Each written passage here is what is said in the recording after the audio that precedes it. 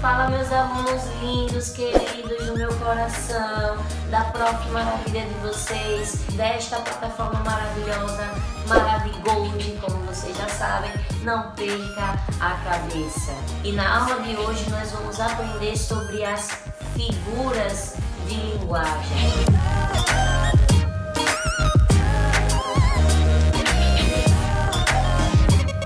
O que são figuras de linguagem? Prestemos atenção no que eu vou dizer. Existe uma parte da gramática que ela se preocupa com a maneira como o texto é escrito, que a gente chama de estilística. A estilística é a parte da gramática preocupada com o estilo do texto. Entende estilo? Não como aquele estilo aquele estilo da galera não, tá? Não é esse estilo. Estilo são as formas de organização do texto utilizando as palavras além do seu sentido real, porque as palavras elas podem ter um sentido figurado e um sentido denotativo, né? Conotativo, denotativo. O que é a denotação? Denotação é quando usamos as palavras dentro do seu sentido real e a conotação é quando usamos as palavras dentro do seu sentido figurado. Bom, dentro do sentido real significa dizer que aquela palavra estará sendo utilizada genericamente, só para vocês compreenderem, utilizada dentro de um contexto para o qual elas foram criadas. Então imagine a palavra cabeça. Cabeça foi uma palavra criada para nomear essa parte do nosso corpo.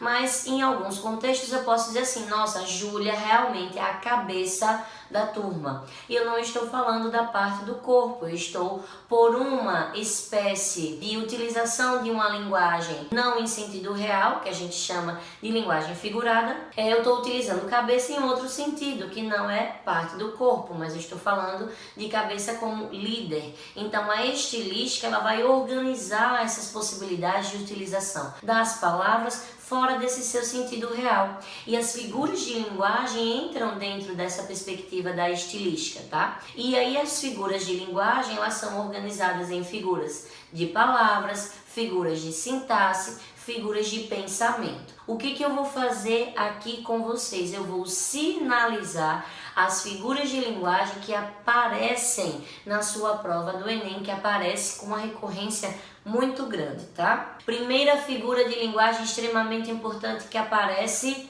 metáfora.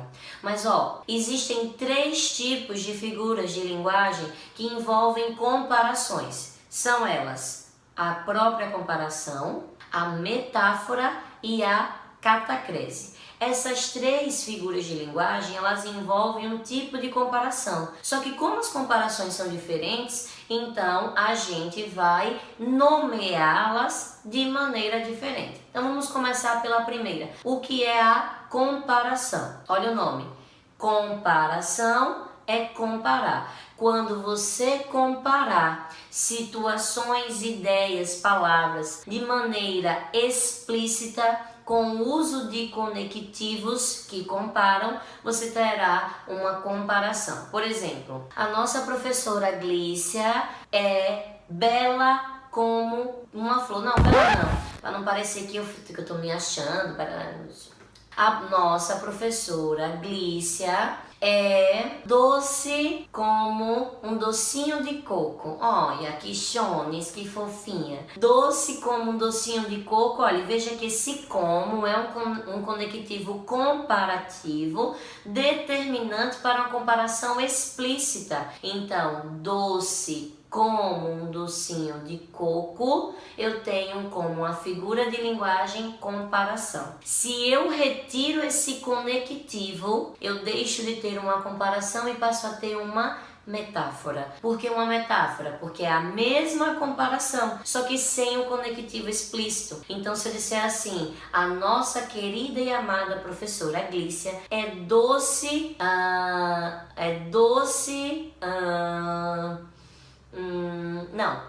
deixa eu organizar.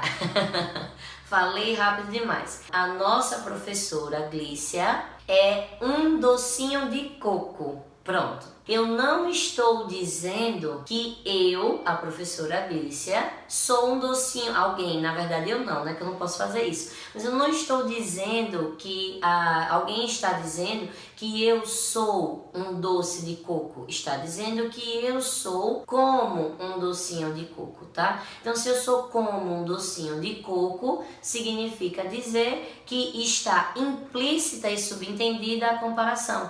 Quando isso acontecer, nós temos um exemplo de metáfora, tá? Ó, Joana é uma flor. Joana é uma flor, ela não é uma flor, mas estou comparando alguma característica de Joana às características das flores. Então, eu tenho uma comparação implícita. Se eu digo Joana é como uma flor, aí eu já tenho uma comparação por causa do conectivo que explicita a comparação. E o que a catacrese está aí no meio dessa comparação? A catacrese nada mais é do que um tipo de comparação, só que é uma analogia a partir de uma ausência de nomeação para uma situação que já ficou convencionada a se chamar daquele jeito. Por exemplo, quando a gente diz assim, ó, nossa, ela quebrou o braço da cadeira. Cadeira, gente, não tem braço, mas por um tipo de comparação de semelhança com o braço e por não ter um outro nome para dar, porque já se convencionou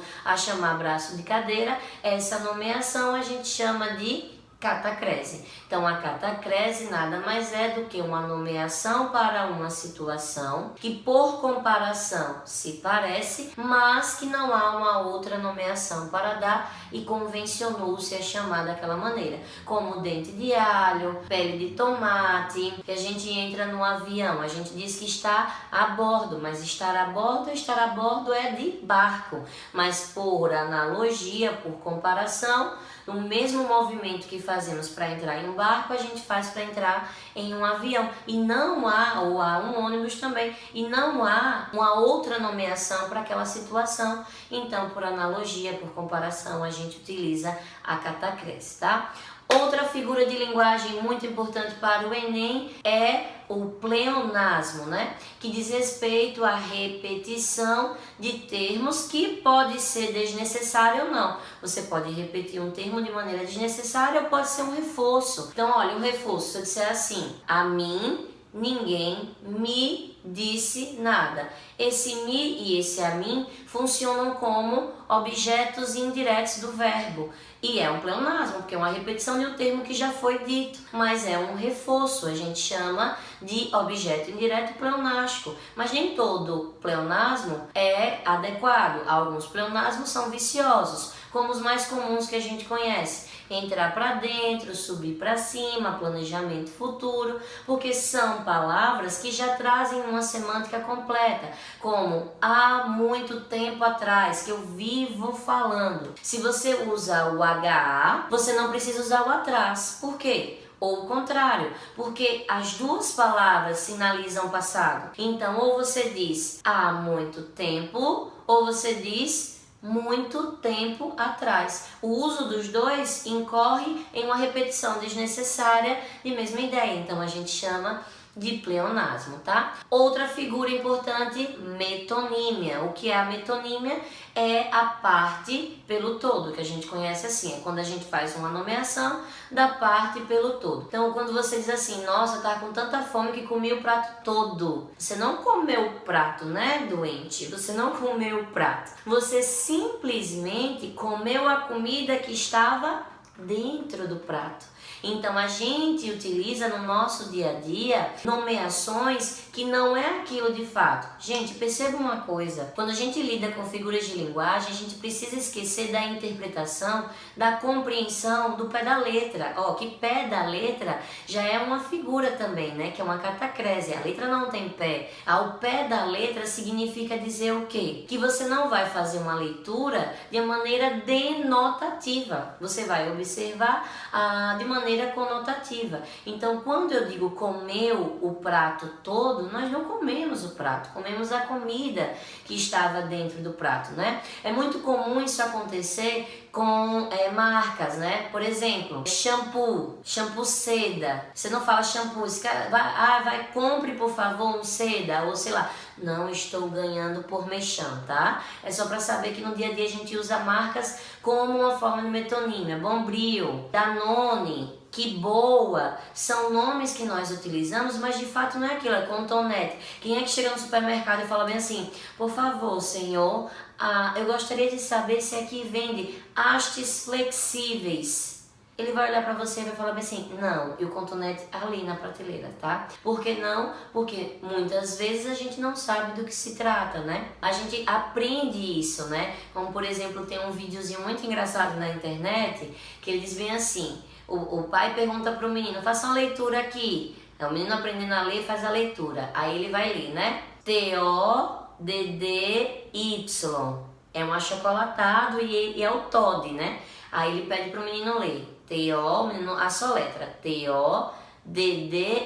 Aí o pai diz, leia. Aí ele fala, Nescau. Acho muito fofinho esse vídeo.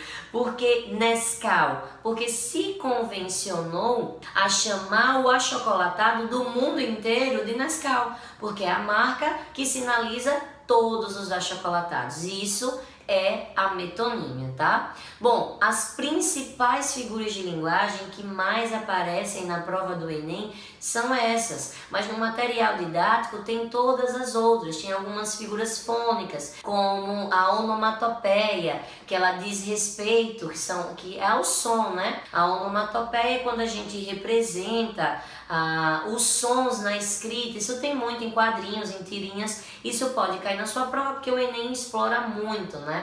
Bom, no seu material tem todas as figuras de linguagem que demandam apenas uma leitura. As principais e mais recorrentes eu acabei de explicar para vocês. Eu espero que vocês tenham entendido, o material de apoio está super didático, é só fazer uma leitura e responder as questões, tá? Eu aguardo vocês nas próximas aulas. Amados lindos da tia, um beijo!